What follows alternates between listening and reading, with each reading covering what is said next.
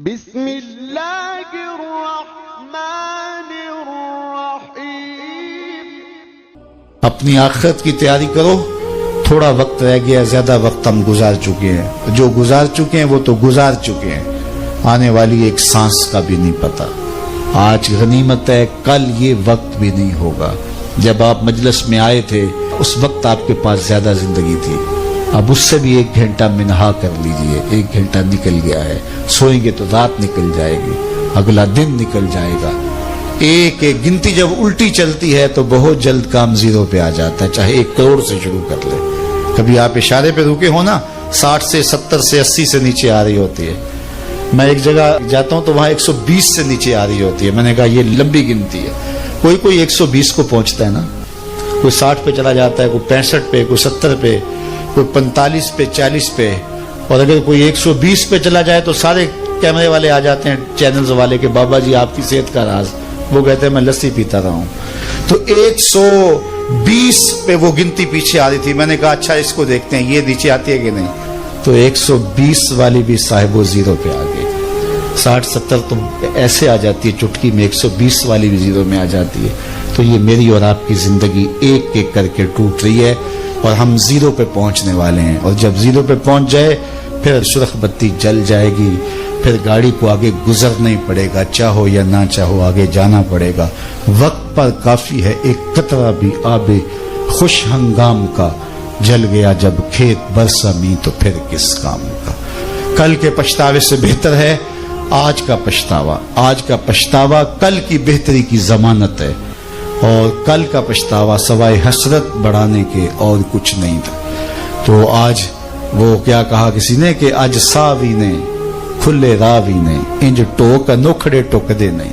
یہ روز روز ایسے وقت نہیں آتے ہیں، آج سانس ہے، آج وقت ہے، تو اس وقت کو میں اور آپ غنیمت سمجھے اور اپنی آخرت کی تیاری کریں۔ اقبال نے کہا تھا موسم اچھا پانی وافر مٹی بھی زرخیز، جس نے اپنا کھیت نہ سینچا وہ کیسا دہقان، او مرد کوہستاں اپنی خود ہی پہچان۔ تو آج پانی بھی وافر، موسم بھی اچھا، مٹی بھی زرخیز، تخم عمل ڈال لیں۔ کل کا انتظار نہ کریں، کل کسی نے دیکھی نہیں۔ ایک فقیر ملنگ درویش تھا، وہ کھڑا تھا بازار میں رو رہا تھا۔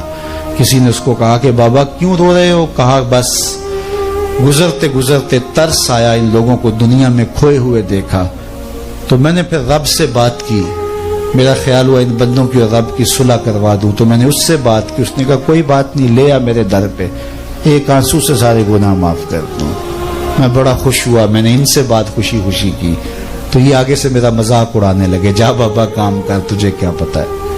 وہ میرا مذاق اڑا رہے ہیں، تو مجھے اس پہ ترس آیا اور میں رونے لگ گیا کہ دیکھ اس رحمت کا دروازہ کھلا ہے، وہ معاف کرنے پہ آمادہ ہے، یہی نہیں مان رہے۔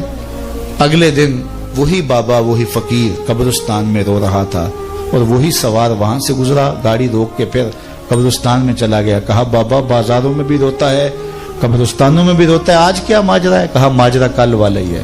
کہا کیا مطلب؟ کہا ان سے مایوس ہو گیا تو آج ادھر نکل آیا، اور آج میرا خیال ہوا ان قبرستان والوں کی رب کی صلح کروا دوں۔ تو کہا پھر آج کیا بنا؟ کہا آج یہ مان رہے ہیں، وہ نہیں مان رہا، تو آج وہ مان رہا ہے، کل وہ نہیں مانے گا۔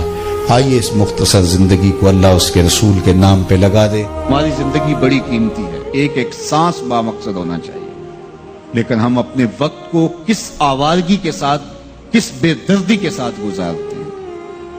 حضرت امام شافعی کہتے ہیں کہ میں نے فقیروں سے 2 باتیں بڑی پتے کی سنی اور انہوں نے مجھے بڑا نفع دیا۔ یہ بہت بڑے بزرگ ہونے کے باوجود، اتنے بڑے عالم اور فقیہ ہونے کے باوجود، یہ درویشوں کی صحبت میں جا کے بیٹھتے تھے۔ حضرت امام احمد بن حنبل کو کسی نے دیکھا کہ حضرت بشر حافی کے پیچھے دوڑ رہے ہیں، تو کسی نے کہا اتنے بڑے امام ہو، اتنے بڑے فقیہ ہو، اس فقیر سے کیا ڈھونڈتے ہو، بشر حافی سے کیا تلاش کرتے ہو؟ حضرت امام احمد بن حنبل نے کہا کہ احمد بن حنبل جس رب کو مانتا ہے، بشر حافی اس رب کو جانتا بھی ہے۔ تو فقیروں کی باتیں بڑی پتے کی ہوتی ہیں، تو کہتے ہیں کہ فقیروں کی 2 باتوں نے، امام شافعی بولے، کہ مجھے بڑا فائدہ دیا۔ ایک تو یہ الوقت سیف قاطع، وقت کاٹ دینے والی تلوار ہے، اگر وقت کو تم کاٹو گے تو ٹھیک، ورنہ وقت تمہیں کاٹ دے گا۔ اب تمہاری مرضی ہے کہ وقت کے گھوڑے پہ تم سوار ہو کے اپنی مرضی سے وقت کو چلاؤ، یا پھر تم وقت کے رحم و کرم پہ ہو اور اس کی موجیں تمہیں جس سمت چاہیں بہا لے جائیں۔ اب تمہارا اختیار ہے کہ تم اپنا وقت کیسے گزارتے ہو۔ دوسری بات جس نے مجھے بڑا نفع دیا وہ یہ کہ اپنے آپ کو نیکی کے کاموں میں لگا دو، ورنہ نفس تمہیں برائی کے کاموں میں مشغول کر دے گا۔ اپنے ارد گرد تانا بانا ایسا بن لو، اپنے حالات ایسے بنا لو، اپنی دوستیاں ایسی وضع کر لو کہ تم نیکی کے ماحول میں رہو، ورنہ شیطان برائی کے اندر مبتلا کرنے میں دیر نہیں کرے گا اور نفس تمہیں جو ہے وہ شر میں مبتلا کر دے گا۔ تو فرمایا کہ کسی شخص کے اسلام کا حسن یہ ہے کہ وہ بے مقصد کاموں کو چھوڑ دے۔ ہم تو بعض اوقات بیٹھتے ہیں تو گھنٹوں بے مقصد بیٹھے رہتے ہیں اور قیمتی سے قیمتی وقت ضائع کرتے ہیں۔ حضرت اویس کرنی رضی اللہ تعالیٰ عنہ کو حضرت عمر رضی اللہ تعالیٰ عنہ اور حضرت علی المرتضی رضی اللہ تعالیٰ عنہ ملنے گئے، حضور کا سلام دیا، حضور کا پیغام دیا، اللہ اکبر۔ تو ویسے کرنی تو تڑپ گئے نا، چشمان سے آنسو ہیں اور بار بار پوچھتی ہیں میرے حضور کے لبوں پہ میرا نام کیسے آیا تھا۔ حضور نے کہا تھا نا کوئی اویس بن عامر کو ملے اور میرا سلام دے اور اس سے کہے کہ میری امت کی بخشش کی دعا کرے، اللہ اکبر۔ تو یہ ملنے گئے حضور کی وصیت اور حکم کے مطابق، حضور کا سلام دیا تو یہ بار بار کہتے تھے حضور کے لبوں پہ میرا نام کیسے آیا، اللہ اکبر۔ تو جب یہ تڑپ دیکھی تو کہا اتنی محبت اور اتنا پیار تو حضور کو ملنے نہیں آئے، حضور کو دیکھنے نہیں آئے۔ تو حضرت اویس کرنی فرمانے لگے تم نے میرے حضور کو دیکھا ہے؟ تو یہ خاموش ہو گئے تو کہنے لگے میں نے نہیں نہ دیکھا تو مجھ سے پوچھ لو، تم پہلے بتاؤ کہ حضور کے ابرو جڑے ہوئے تھے یا کھلے ہوئے تھے؟ اللہ اکبر، تم نے تو حضور کو دیکھا ہے تو ذرا بتاؤ نا۔ پھر خود ہی فرمانے لگے جس نے نہیں دیکھا اس سے پوچھ لو۔ کہا کوئی قریب سے دیکھتا تو کھلے ہوئے نظر آتے، دور سے دیکھتا تو جڑے ہوئے نظر آتے۔ معلوم ہوا کہ حضور کی قربت میں ہی رہے ہیں اگرچہ بظاہر دور رہے ہیں۔ تو یہ اتنے جلیل القدر صحابی ملنے گئے، کچھ دیر باتیں کی، اس کے بعد حضرت اویس کرنی نے ہاتھ بڑھا دیے، کہا اچھا آپ نے بھی آخرت کی تیاری کرنی ہوگی، میں نے بھی کرنی، اچھا حشر کو ملیں گے۔ اللہ اکبر۔